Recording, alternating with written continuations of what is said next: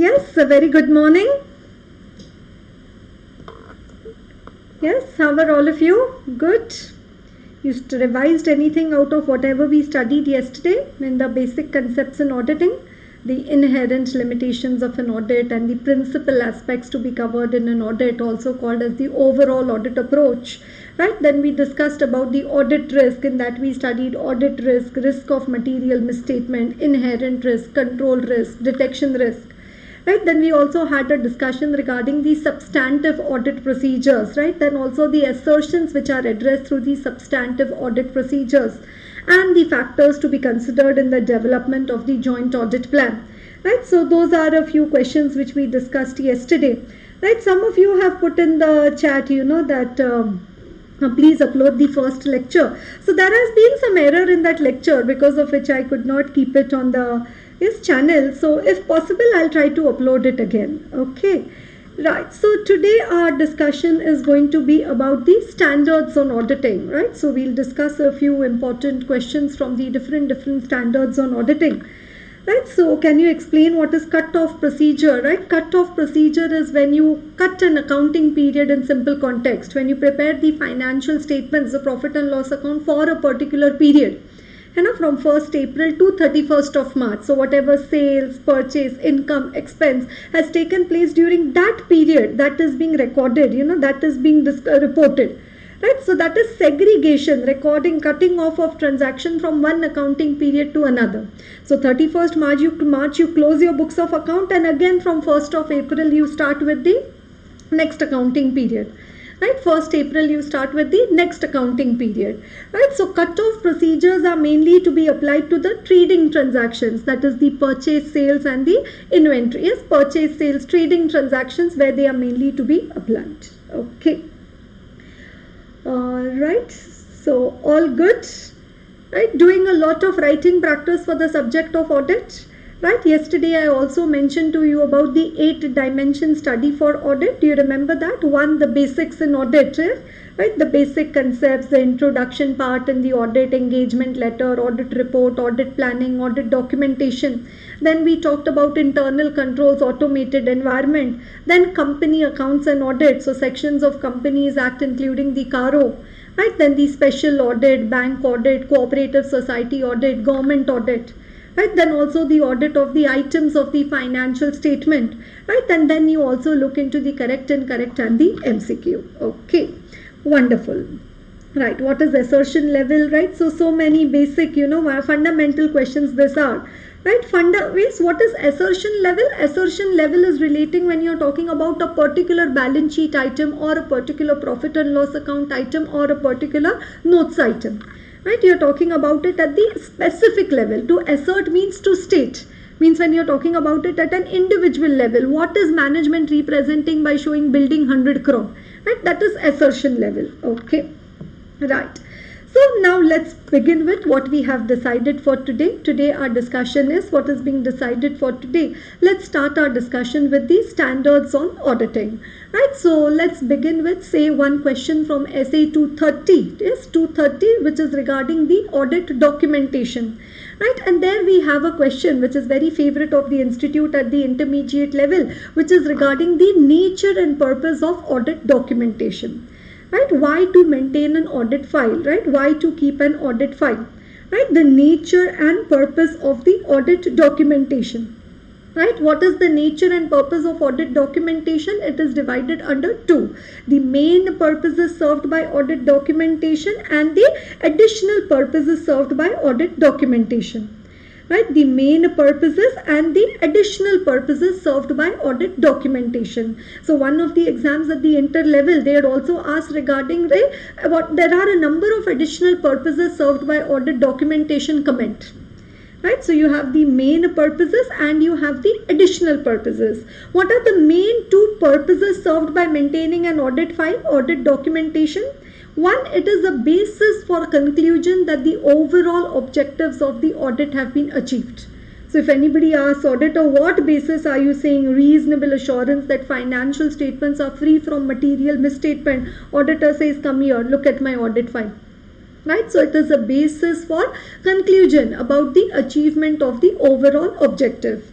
And second, that the audit has been planned and performed by the auditor in accordance with the standards and legal regulatory requirements. Right, that audit has been planned and performed in accordance with the legal regulatory requirements. Right, so what are the two main purposes served by audit documentation? One, basis for conclusion that the overall objective of the audit has been achieved, and second, that the audit has been planned and performed in accordance with the standards and the legal regulatory requirements. And then what are the additional purposes served by audit documentation? I told you this has also been asked as a retail question in the exam. What are the additional purposes served by audit documentation? Right, it assists the engagement team to plan and perform the audit.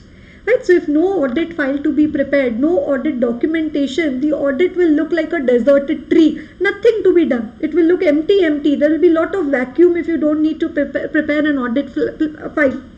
Right, so it assists the engagement team to plan and perform the audit. Right, you can also it also enables the direction, supervision and review of the work. Right, so when your senior goes through your audit file, he comes to know regarding what work you have done, what are your audit findings and observations. Right, so also DSR is possible only when you maintain an audit file. Right, so additional purposes. Then accountability for work done. Right, accountability, because each work paper which is being prepared, it has to be initialed by the person who's prepared that working paper. Right, so that is why accountability. So anything goes wrong with debtor, debtor who had done the checking, so that person would be held responsible. Right, so accountability for the work done. Right, then also you can decide the selection of the engagement team members. Right, so when you prepare your audit plan, audit file, you can decide, you'll check which areas have been done by whom. Right, then also coordinate with the other auditors and experts. Right, what does also audit documentation serve purpose? You can coordinate with the other auditors and experts. Right, you can tell the experts to give their papers to you. Right, you can review the report which is being given by the expert. Right, so the additional purposes served by audit documentation, what are those? Assist the engagement team to plan and perform the audit, to do proper DSR, then the accountability for work done. Then also another important point, record of reference for future audits. Right, record of reference. Next year when you go for an audit, you carry the previous year file with you. Then also the quality control reviews and inspection as required by SQC 1. That is also possible only on the basis of the audit documentation.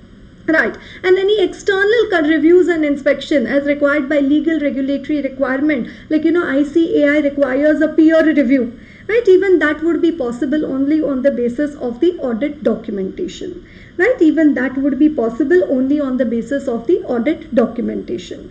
Right, so that is one question which you can revise again. Yes, that is regarding the nature and purpose of audit documentation, which has been divided under two. The main purposes served by audit documentation and the additional purposes served by the audit documentation. Right, is it clear to everyone? Okay. Right, then say another question which we will go to is from essay 315. Right, what is the title of essay 315? Everybody, are you paying attention? Right, don't mention the same thing again and again into the chat. Right, please upload first lecture. I have already mentioned about it that there is some error in it. I will try to upload it again. Right now pay attention to what is being discussed. Right, pay attention to what is being discussed. Okay, right. So what is the title of essay 315? Identifying and assessing the risks of material misstatement through understanding the entity and its environment. Right, what's the title of 315? Identifying and assessing the RMM, risk of material misstatement. How? Through understanding the entity and its environment. One question which is being asked in the exams from this one is regarding when does an RMM, that is risk of material misstatement, require the special audit consideration. Right, so it is an RMM, that is sure, but when would you say that this RMM is a significant risk? It requires the VVIP treatment, it requires the special audit consideration. This is a question that the institute has asked at the intermediate level also and at the CA final level also. What is the question I am discussing with you? Right? What is the question I am discussing with you? When does an RMM require the special audit consideration, or when would you consider an RMM to be a significant risk? Right? When will you say, oh my God, this risk is not only a risk, it is a significant risk? When the risk is the risk of fraud. Right? When you think that inventory is going wrong because there is some fraud in inventory, I think. Right? So then now it is to be considered not only as a RMM. RMM to hai hi. Now you will say this is a significant risk. Right? So when the risk is a risk of fraud. Second one, when the risk is a risk relating to the transactions with the related parties. Why? Because their possibility of manipulation, fraud is very high, concealment. Right, so the second one over there is when the risk transaction is with the related parties. That again you can consider it to be a significant risk. Third one, looking into the complexity of the transaction. Yes, you are understanding the accounting treatment, how revenue recognition is being done by the entity, and you find out that, oh my God, unnecessarily they've made it very, very complex. Right, so the complexity of the transaction, because of which the auditor may again consider it to be a significant risk. Then transactions which are not entered in the ordinary course of business, that means unusual transaction. Right, so a company all of a sudden, say it is a pharmaceutical company, and all of a sudden it started trading into futures and options. Right, so then that's an unusual transaction. Auditor may consider that to be a significant risk. Right, next one, significant measurement uncertainty in the determination of the accounting estimates. Right, so where accounting estimates are to be calculated, the amounts are very, very high, and the uncertainty is also equally high. Right, so significant measurement uncertainty in the determination of the estimates, or also when there is a significant changes in the economic regulatory environment in which the entity operates. Right, changes in the economic regulatory environment in which the entity operates. Right, even that would be when an RMM becomes a significant risk. Right, when does an RMM become a significant risk? Right, tell me the 6 points all again. Right, I always say that even though I'm not able to hear you, okay, the mobile, the tablet, the laptop, the computer screen on which you are seeing me, that will be able to hear you, no? Right, so it is that type of communication we are having. No, I am talking to my camera, you talk to your computer device. Right, so what does it say? Right, when does an RMM become an SR? Significant risk, when the risk is a risk of fraud, when the risk is relating to the transactions with the related parties. Next one, the complexity of the transaction. Then transactions which are not in the ordinary course of business, that is the unusual transaction. Right, then significant measurement uncertainty in the determination of the estimates, and changes in the economic regulatory environment in which the entity operates. Right, is it clear to everyone? Okay. Right, say another important question from essay 520 is regarding the analytical procedures. Right, analytical procedures, you know the definition of analytical procedures? Right, it is the evaluation of the financial information. Right, through analysis of plausible relationship. There has to be some link in the data that you are comparing. Right, plausible relationships among financial and non-financial data, and wherever it is inconsistent, you investigate in detail. Right, how to perform analytical procedures on the current year financial information? Right, how do you perform analytical procedures? Because we saw that substantive procedures, either you can do test of detail or you can do substantive analytical procedures. That is calculation of ratios and verification of trend is what we mentioned over there. Right, so how to perform analytical procedures? It says there are main two broad methods. One, you can do comparisons, or second, you can check for the relationships. One, you can do the comparisons. I'm talking to you about how do you perform analytical procedures. Right, so one, you do comparisons, or second, you check for the relationships. Comparison with what? Right, current year financial information, you can compare it with the prior periods, or current year financial information, you can compare it with the budgets, right, the forecast, right, or the current year financial information, you can compare it with the similar industry information. Right, so what are the three comparisons? With what can you compare the current year financial information with? right? You can compare it with the previous year, or you can compare it with the budgets, the cash flow forecast, or you can compare it with the similar industry information. Right. And second way to perform analytical is what? You check the relationship. Right. Relationship of what? You could check relationship of the financial data with the non-financial data. Example, payroll to number of employees. Right. Salary to number of employees. Sales to number of goods sold. Right. So that's a relationship between the financial and the non-financial data. Right. Or you can observe a predictable pattern over a period of time. Right, gross profit ratio, debtors turnover ratio, current ratio of the company year on year, month on month, quarter on quarter. Right, so you're checking the relationship over a period of time. Right, or you can do some complex comparisons or some simple analysis. Like you can calculate the average rate of interest, the average rate of depreciation, right? That is again where you check a relationship. Right, so what are the two ways of performing the analytical procedures? One, you can either do the comparisons, or second, you can check for the relationships. Right, comparisons or the relationships. Relationship, compare with financial with the, is you can check the relationship of the financial information with the non-financial information, or you can observe for a trend, a predictable pattern, or you can do some simple analysis to some complex analysis. Okay. Right. Then another question which I could discuss with you is, say, regarding the operating indications of going concern. Right, the operating indications. So going concern, SA 570, three indications over there: financial indications, operating indications, and the other indications. Right now what question I have asked you? Operating indications. Right, so this is what ideally what is meant by a revision. No. Right, say you've done your entire preparation for the subject, you've studied a few particular standards or some part of your syllabus, and then randomly when a question is being asked to you, are you able to recall whatever you have memorized or understood earlier? Is what is the basic, idea behind the revision.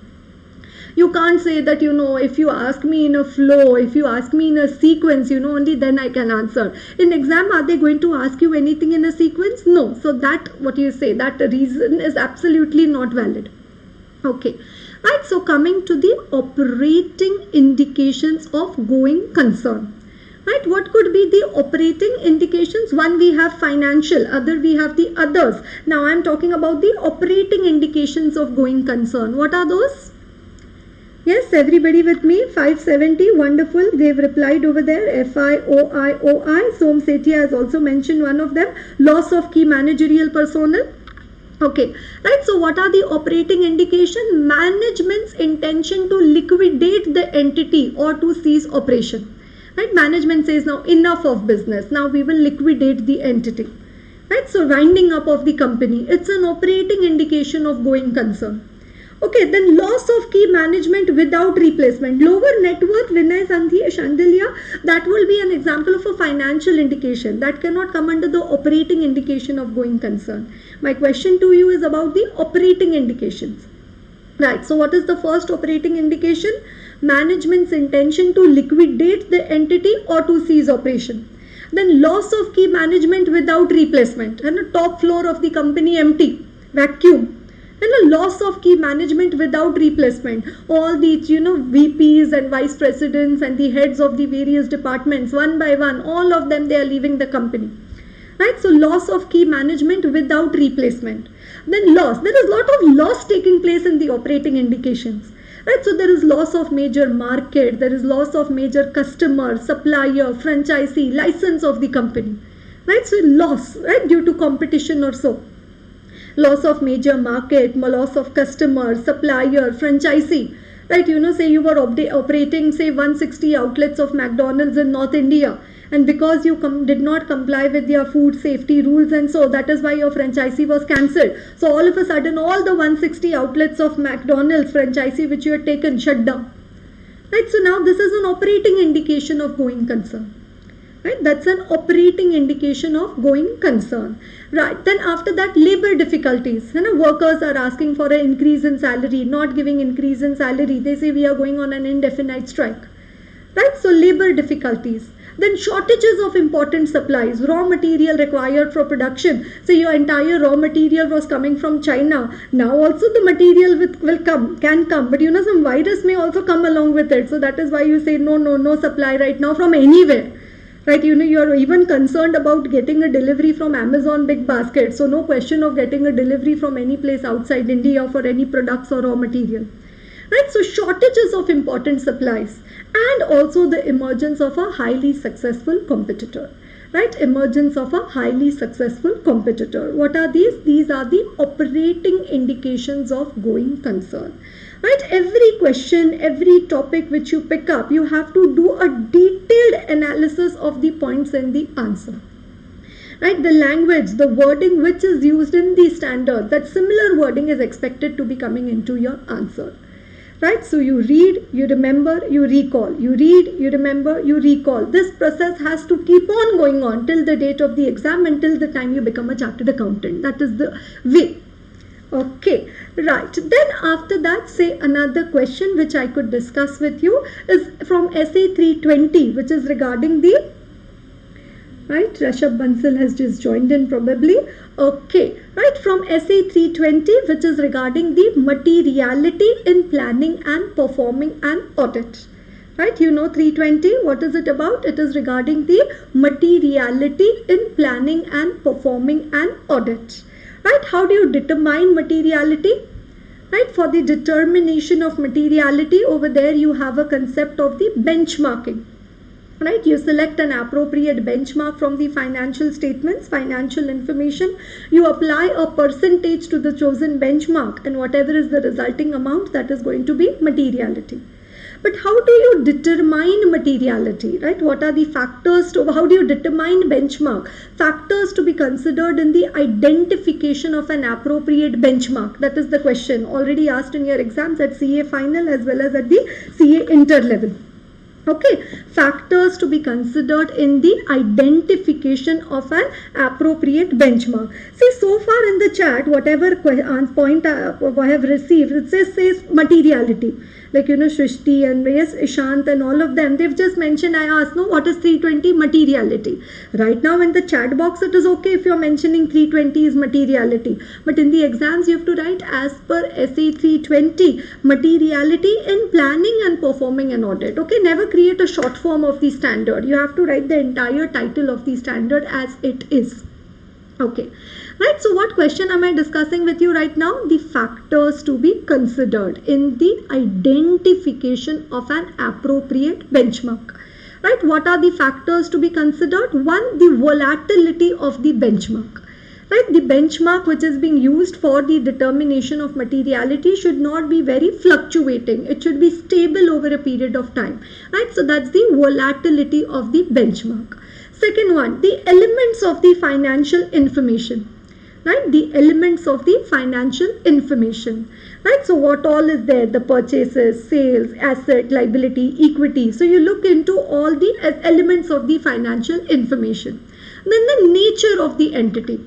Like, if it's a manufacturing entity, then we prefer turnover as a benchmark. But if it is a software entity, we prefer profit as a benchmark. Right? So the nature of the entity, whether it is into real estate, software, automobile, manufacturing, what nature of the entity? Educational institution, it could be any. Right? So the nature of the entity. Then the needs of the users. Okay, what are the users of the financial information primarily interested in? Because ultimately, what is materiality? Any item or information which might influence the decision making of the users of the financial statement. Right? So you also consider what are the needs of the users. Right? And the structure of the entity. Right? So you look into their structure, whether it's a debt-ridden company or a company which has come up with an IPO, and accordingly also it will help you to select an appropriate benchmark. Right, so what is the question I just discussed with you about is what are the factors to be considered in the identification of an appropriate benchmark. Okay, right. Then another question, say, which I could discuss with you is from essay 560. Right, 560, what is 560 about? Yes, 560, okay, loss of major market, loss of entity ownership, okay. Right, what is 560 about? Yes, I'm waiting for the answer. 560, very easy question I'm asking you. 560 is about what?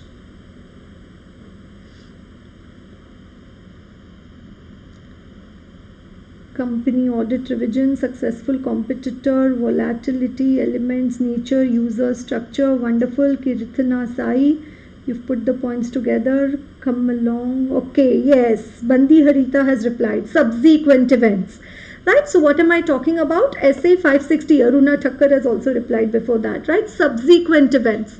Right, what is 560 about? It is subsequent events. How has SA 560 defined subsequent events as? How has SA 560 defined subsequent events as?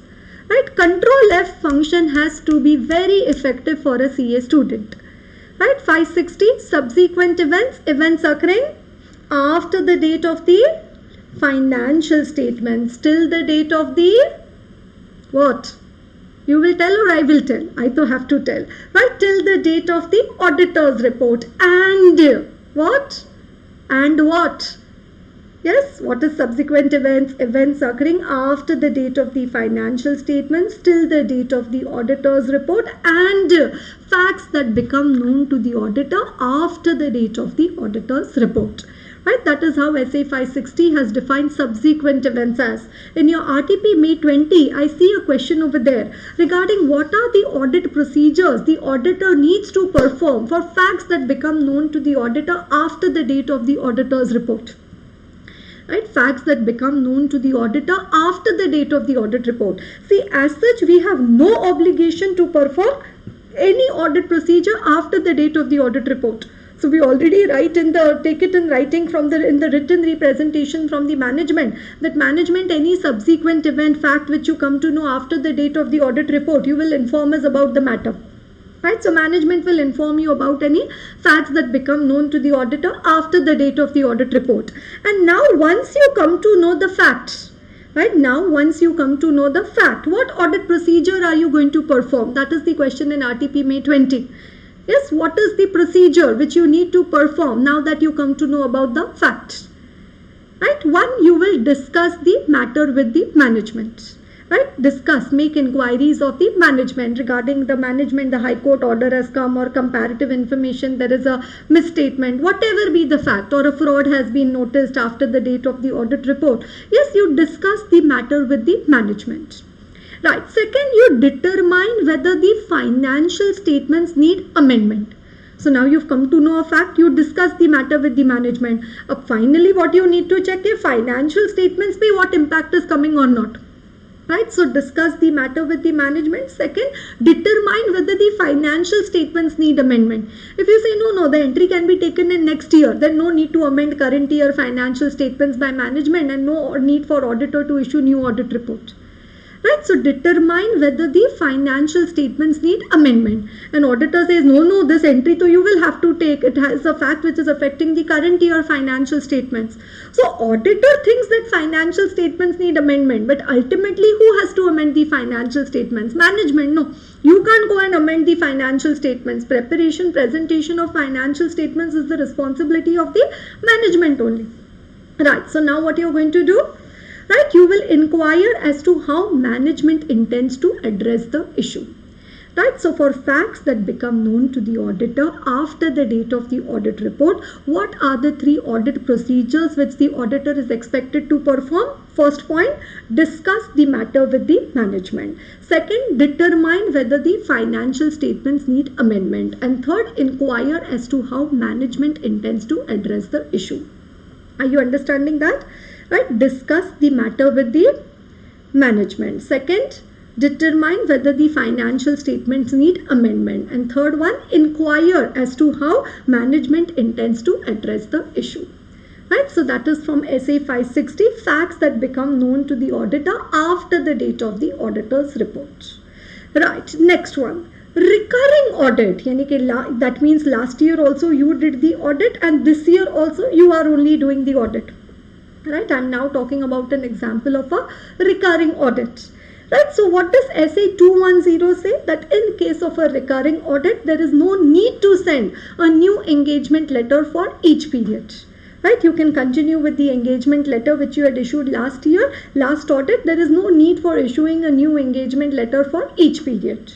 But then SA 210 also talks about circumstances for issue of a new engagement letter in case of a recurring audit. Because by default, new engagement letter not required for each audit as per the standard. But what are those circumstances which will require the auditor to send a new engagement letter in case of a recurring audit also? Right? What are those circumstances?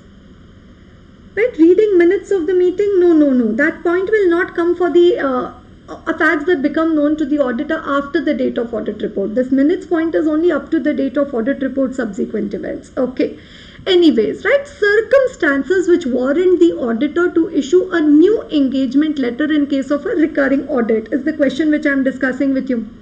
Right, what are those circumstances? Wonderful. Pavitra has also mentioned over there already, change in management, right? Swati Somani, even she is mentioned, right? Change in management or change in the ownership or change in the nature and size of the entity's business, or where there is any change in the AFRF, right, applicable financial reporting framework, or a change in the laws and regulation, or change in the other reporting requirement, or there is any misunderstanding with the client as to the terms of engagement.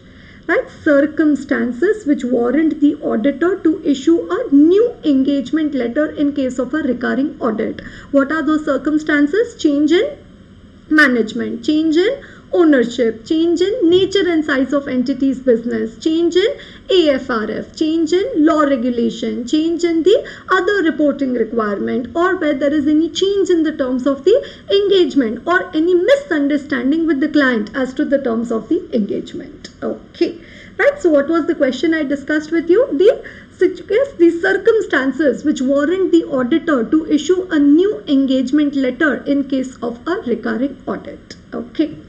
Next one, say let's go to SA 505, which is regarding the external confirmations. Right, next one. Yes, let's go to SA 505, which is regarding the external confirmations. Right, a direct written response to the auditor from a third party. Right, external confirmations, a direct written response to the auditor from a third party. Right, what are the situations where external confirmations may be used? One of the very favorite question at the intermediate level. Right, situations where external confirmations may be used. Right, what all can you confirm through external confirmations? That is the question. Right, account balances and their components. Okay, external confirmations, wonderful.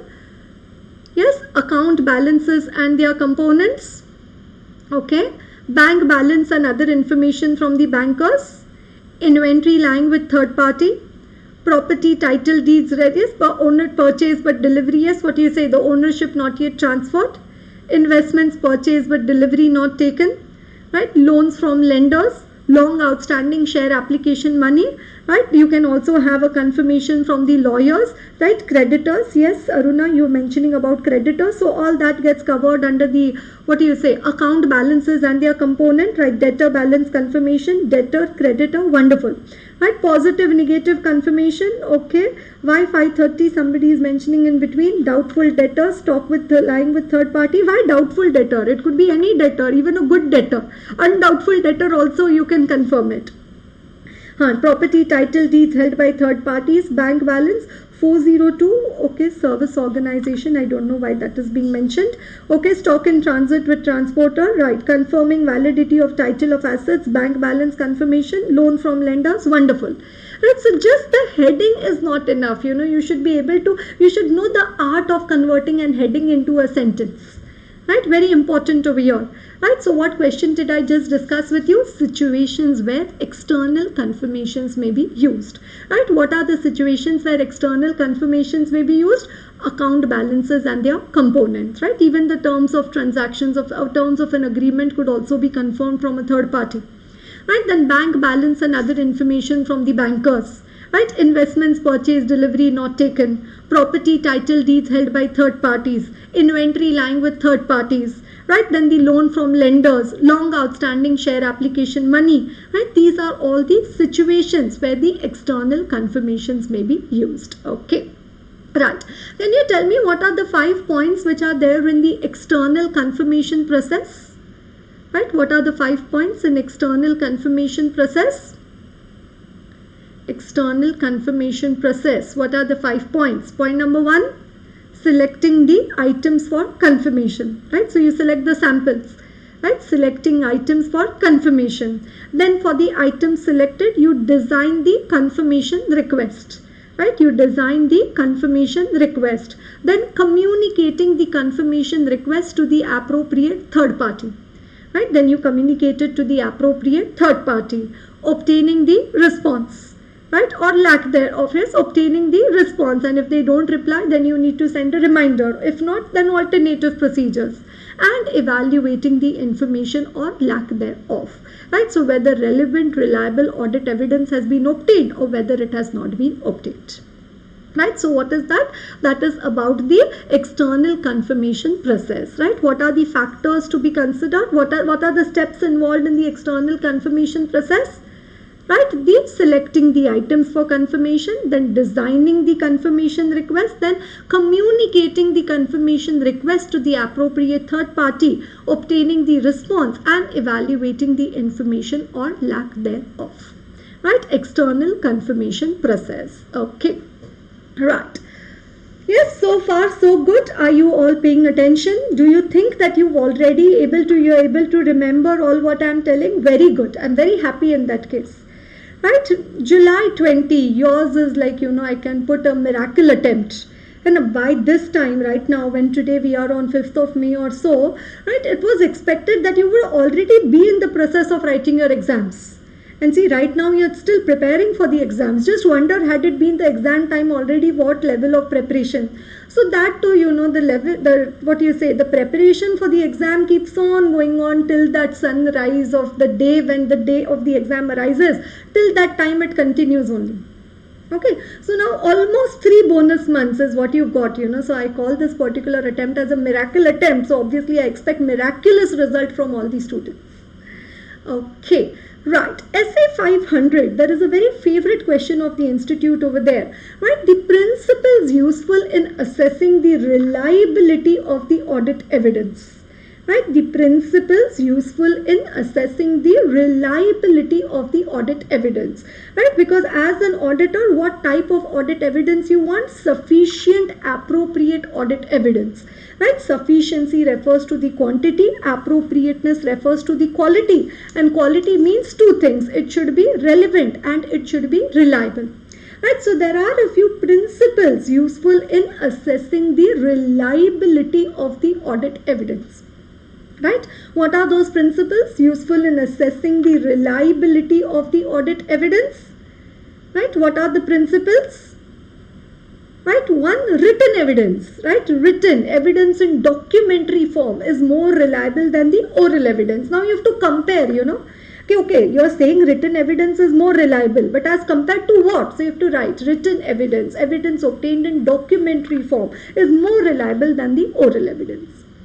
Okay, then another evidence obtained from independent sources from outside the entity is more reliable than that obtained through the entity. I told you have to create a comparison over here. Okay, you're saying left hand side, whatever evidence I'm talking about, it is more reliable, but as compared to what? That also you need to write in your answer. Okay, third one, evidence which is directly obtained by the auditor. Right, not through the client or any inference, right? So evidence directly obtained by the auditor is more reliable as compared to the evidence which is obtained indirectly or through any client inference. Right, so directly obtained, more reliable. Right, then 4th one, when controls in the organization are effective. Yes, when the internal control, design, implementation, maintenance of internal controls in the organization is effective, even internal evidence is more reliable as compared to when the controls are not effective. So if internal controls are effective, even internal evidence is more reliable as compared to when the internal controls are not effective. Right, and the last principle over there, that original documents are more reliable than what? the photocopies, facsimiles, digitized electronic form also.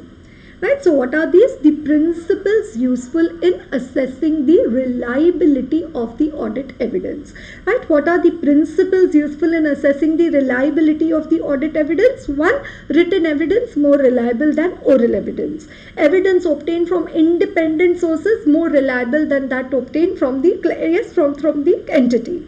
Third one, evidence directly obtained by the auditor more reliable than that obtained through the client or any inference. When controls in the organization are effective, even internal evidence is more reliable as compared to when controls are not effective. And original documents are more reliable than photocopies, facsimiles, etc. Okay. Right, we have one more standard, no? We have many standards. Out of that, one we have is SA 701, communicating. Ma'am, how many hours you were studying for CA exams? I used to study for 14 hours every day. Okay, 7 o'clock in the morning to 9 o'clock in the night. Fixed schedule. Right, lunch, dinner and whatever snacks in between, not more than 10 minutes. Okay, so that we'll talk about someday later. Right, let us now first talk about the SA 701. Right, what is 701?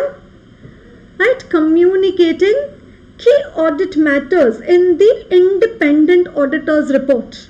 Right, communicating the key audit matters in the independent auditor's report. Right, yes, key audit matters. When are they to be communicated? The purpose, why are they to be communicated in the audit report? Right, one question asked in your exams. Purpose of communicating key audit matters. Cam, yes, what is the purpose of communicating the key audit matters? Yes, it enhances the communicative value of the auditor's report. Second, it assists the intended users in understanding those areas where significant auditor judgment has been involved. And third, it also assists the intended users in understanding the entity and also the management judgments. Right, so purpose of communicating key audit matters. Why key audit matters are to be communicated in the audit report? Why are they to be put into the audit report? It enhances, it increases the communicative value of the audit report.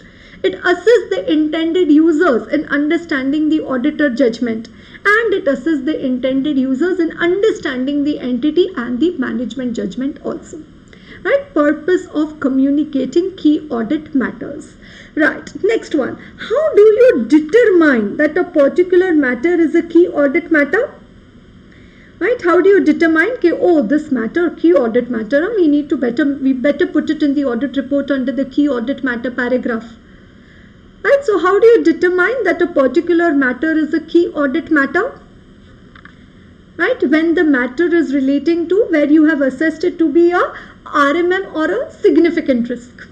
Right, an RMM or a significant risk. Second one, significant auditor judgment has been used in evaluating that matter, including the evaluation of management judgment. Right, so auditor says I had to apply huge amount of judgment in doing audit of this area. So that could be a criteria why it could be a key audit matter. And the third one, the effect on the audit of any significant event or transaction that has taken place during the period. Right, so that's a very important question right now, which is regarding the determining the key audit matters. Right, how do you determine that a particular matter is a key audit matter? Areas of higher assessed RMM or the significant risk. Right, second one over there. Right, the significant auditor judgment involved in the checking of that matter, including the evaluation of the management judgment.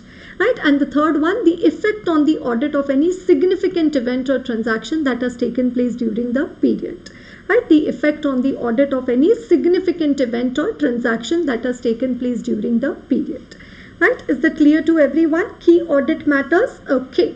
Right, what are the types of modified opinion as per SA 705? What are the three types of modified opinion? Yes, as per SA 705, modifications to the opinion in the independent auditor's report. What are the three types of modified opinion?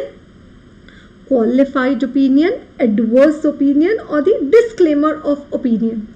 Right, qualified, adverse, or disclaimer. What are the two situations which would lead for the auditor to qualify his opinion? What are the two situations for qualified opinion? When the auditor would issue a qualified opinion, right? Material misstatement, when the auditor has identified that the financial statements are not free from material misstatement. That means there is a material misstatement in the financial statements, but it is material but not pervasive. That is one situation. And the financial statements are materially misstated, but the effect is material but not pervasive of that misstatement. That would lead to a qualified opinion. Second situation, which would lead to a qualified opinion, the auditor has been unable to obtain sufficient appropriate audit evidence, but again the effect of that limitation on scope, the inability to obtain sufficient appropriate audit evidence, is material but not pervasive. Again, that will lead to a qualified opinion. I hope you are able to make sense out of what I am telling you right now. Right, so material misstatement, material but not pervasive, qualified opinion. Unable to obtain sufficient appropriate audit evidence, material but not pervasive, again qualified opinion. Right, so whenever it is material but not pervasive, it leads to a qualified opinion. Right, now when do you issue an adverse opinion? Right, when would the auditor decide to issue an adverse opinion?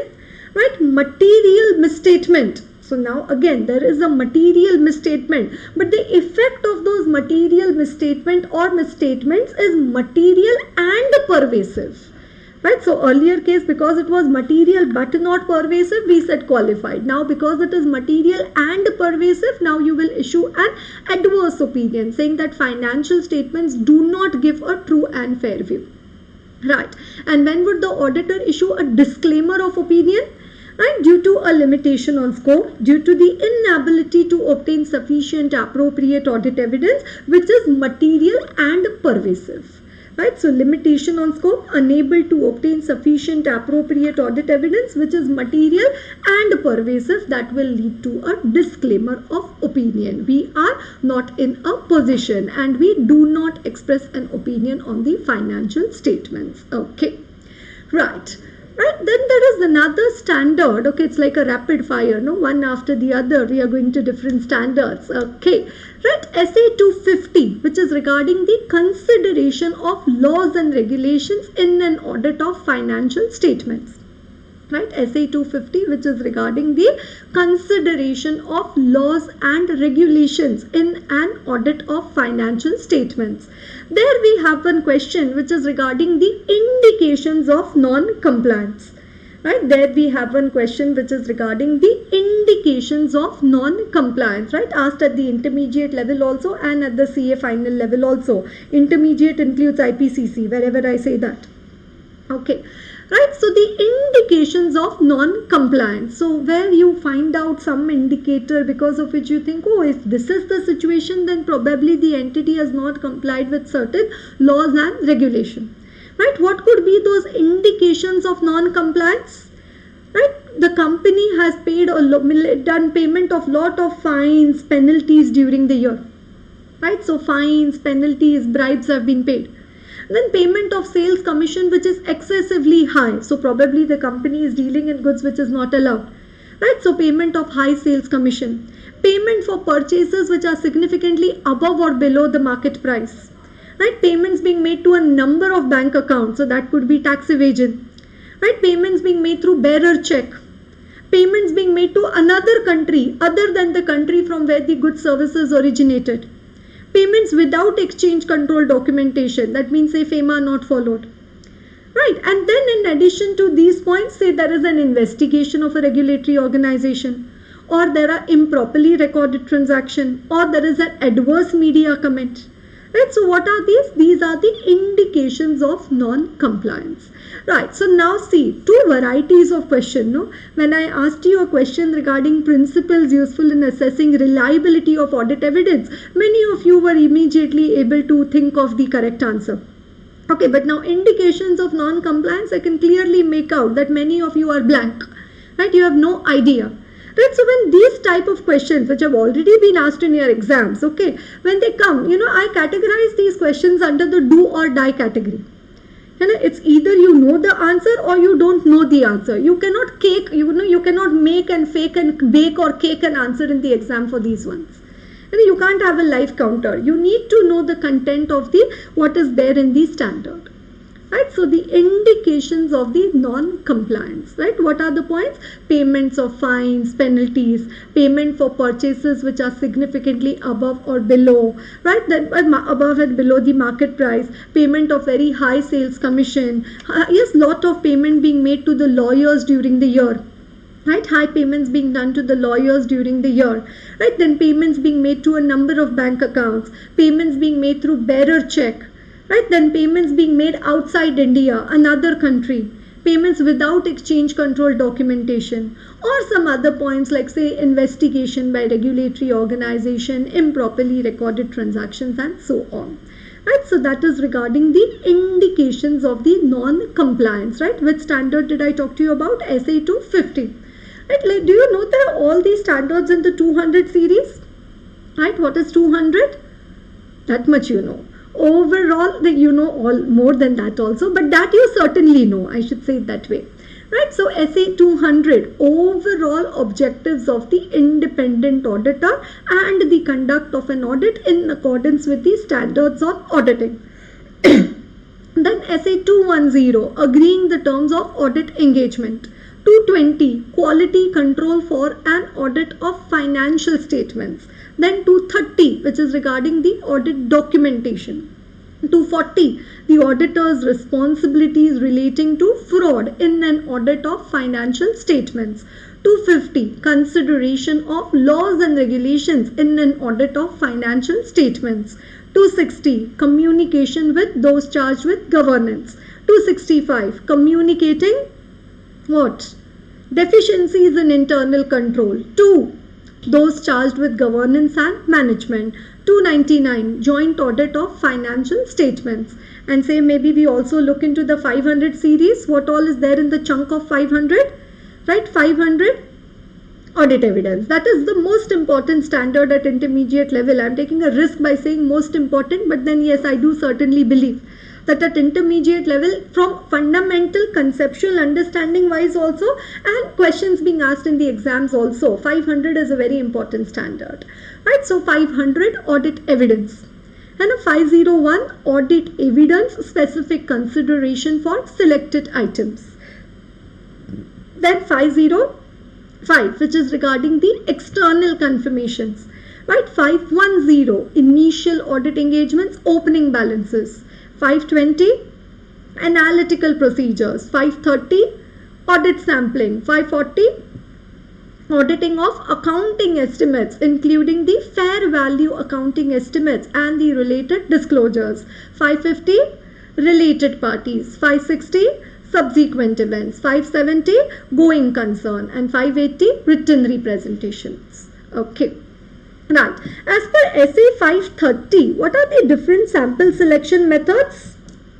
Right, 530, what are the different sample selection methods? Principal methods for selection of sample.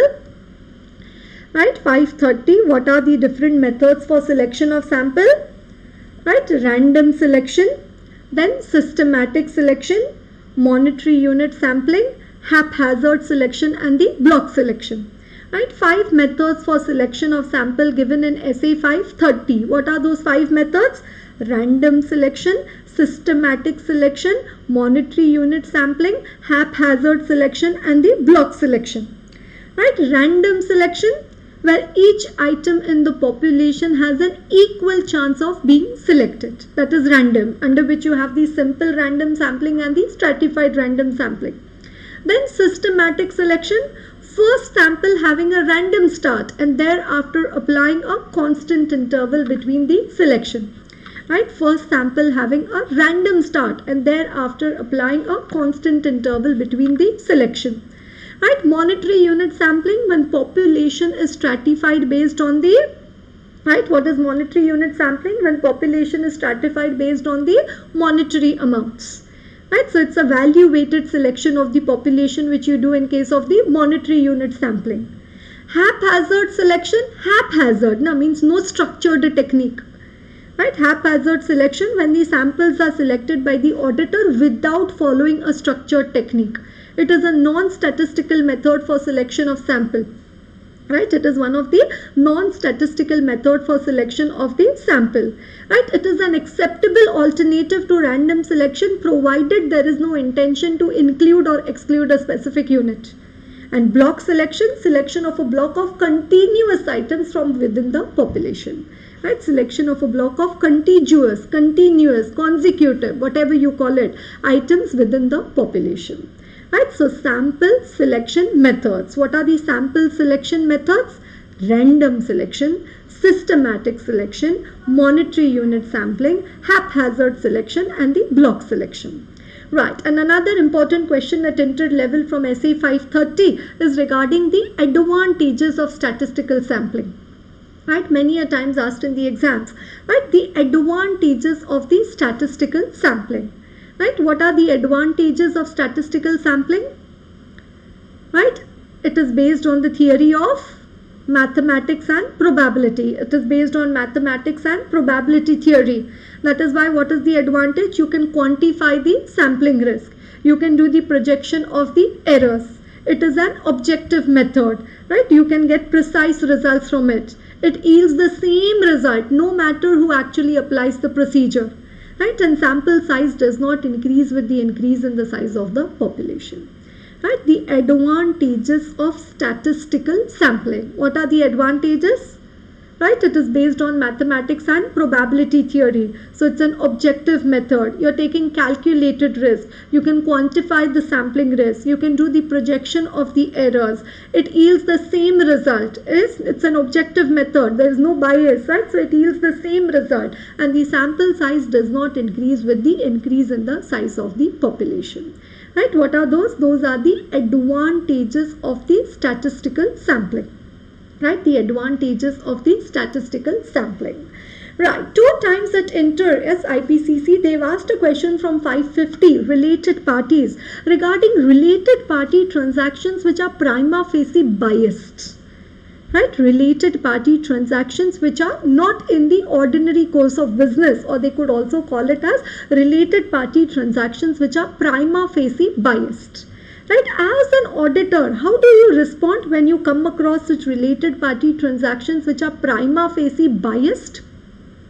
That is the wording they had used when they had asked the question in the exam, that related party transactions which are not in the ordinary course of business or which are prima facie biased. Right, they are outside the normal course of business. Those related party transactions are not in the normal course of business. Right, they are prima facie biased. Thus, there is some bias in those related party transactions.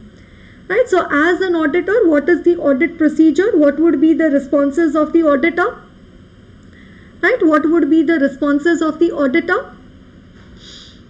Right, make inquiries of the management regarding management. Please tell me who authorized, who approved these transactions with the related parties which are outside the normal course of business. Right, who authorized, who approved. Then also check that whether these related party transactions which are outside the normal course of business, have they been accounted for, have they been disclosed in accordance with the AFRF. Right, have they been accounted for, have they been disclosed in accordance with the AFRF. Right, then you also check that whatever inquiry of management you made and whatever they told you and whatever actually is happening, whether it is the same, whether the actual recording of the transaction has been done in a similar manner. Right, so whether it is consistent with the management's explanation. And also ask management regarding what is your business rationale behind entering into such a transaction which is not in your ordinary course of business. Right, which is not in the ordinary course of the business. Right, so related party transactions which are outside the normal course of business, or related party transactions which appears to be prima facie biased. What audit procedure do you perform? You ask management who authorized, who approved, then whether it has been accounted for, whether it has been disclosed in accordance with the AFRF. Right, then whether it is consistent with the management's explanation. And also what is the business rationale of the management behind entering into such a related party transaction which is outside the normal course of business. Right, are you understanding? Related party transactions which are outside the normal course of business or which are prima facie biased. Right. We know that as a part before we are about to conclude with our audit, we need to obtain the written representations from the management in accordance with SA 580. Right? We need to obtain the written representations from the management. Right? So auditor is asking management, please provide us with the written representations. Right? Regarding all your responsibilities towards the financial statements, management, please provide us the written representation. And now management is saying, no auditor, we are not going to give you the written representation. Right? Management's refusal to provide written representation. Another question from the standards. Right? What is the question? Management's refusal to provide the written representation. From whom do you need to obtain written representation? Management. And now what management is saying? No, we are not going to give you written representation. What is the audit procedure you will perform? Discuss. Right? Discuss the matter with the management. Ask the reasons to the management as to why they are refusing to provide the written representations to the auditor. Right, now management is refusing to provide written representation. So obviously the impact of the management's refusal will also come in the assessment of the integrity of the management. Right, so you will also reassess the integrity of the management for the fact they are refusing to provide you the written representation. And if auditor concludes that there is no reason I find why the management is not giving the written representation to the auditor, it shall constitute a limitation on scope. And limitation on scope means unable to obtain, sufficient appropriate audit evidence. And then you either issue a qualified opinion or a disclaimer of opinion in accordance with SA 705 as may be appropriate. Right, so what is the question I discussed with you? Management's refusal to provide the written representations to the auditor. 1. Discuss the matter with the management. Ask the reasons. Second, now that the management is refusing to provide the written representation, you will have a doubt regarding the integrity of the management. And the impact of the refusal, limitation on scope, unable to obtain sufficient appropriate audit evidence, and now the auditor may decide to issue a qualified opinion or a disclaimer of opinion as may be appropriate. Right, so we have managed to discuss a few questions, obviously very few, right, from the different standards on auditing. Right, so I thank you very much and I see you all tomorrow. Right, thank you.